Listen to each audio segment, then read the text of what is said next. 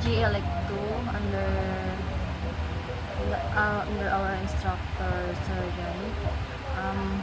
Microsoft Excel activity and arithmetic operations and sorting and charting. Now let's start in filling up month like in a cell. For example, let's put January, then February,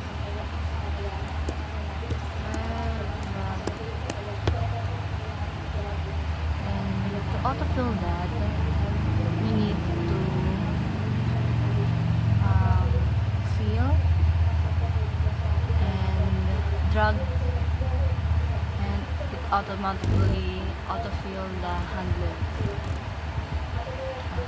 Kung hindi siya fit dyan, pindutin nyo lang ito yung A and cell. Yan, para makita. Then let's start in cell B, yung numbers naman, like 1, 2, 3.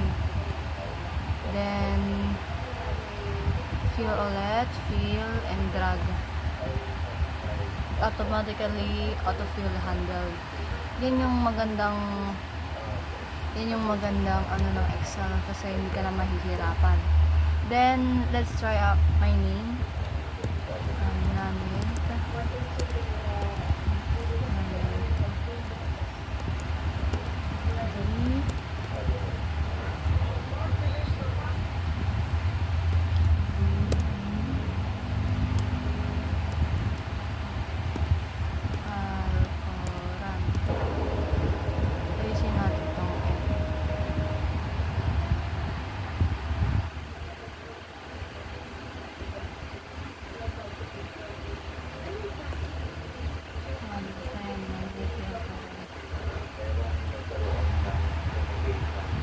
Makikita nyo, ano siya, parang sinakop nyo yung cell D and cell E.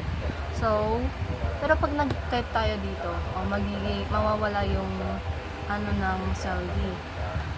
So, para ma-visible yung name natin, ang click lang natin yung cell D, then expand. Yan. Expand mo pa. Expand to, yan, nakikita na yung name natin.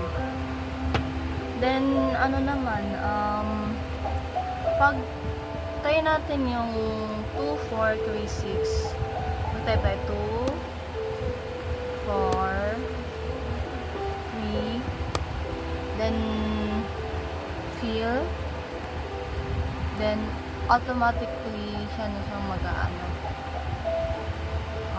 2, 4, 3, 4, ulit.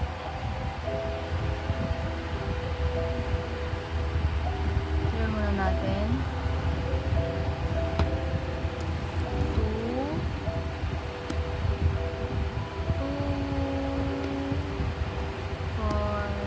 6, 8,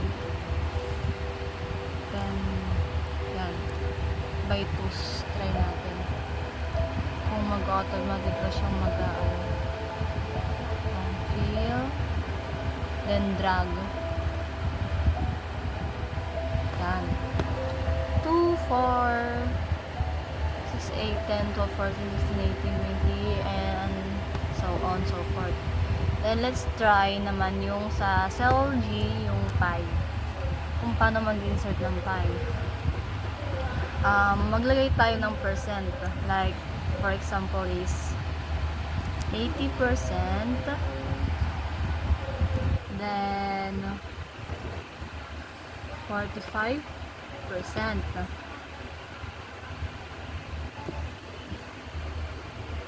Naman, i-fill mo to, then punta tayo sa insert, punta tayo sa chart.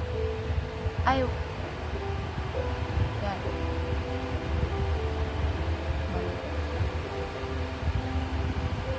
yan, then chart. To dito sa chart, madami ditong mga ano, like columns, line, pie, bar, area, maps, 3 maps. so on and so forth. Let's try pi. Pili tayo ng ano dito. Example is itong chart. Yan.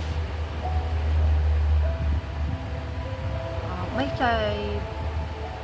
pi, ano ka na.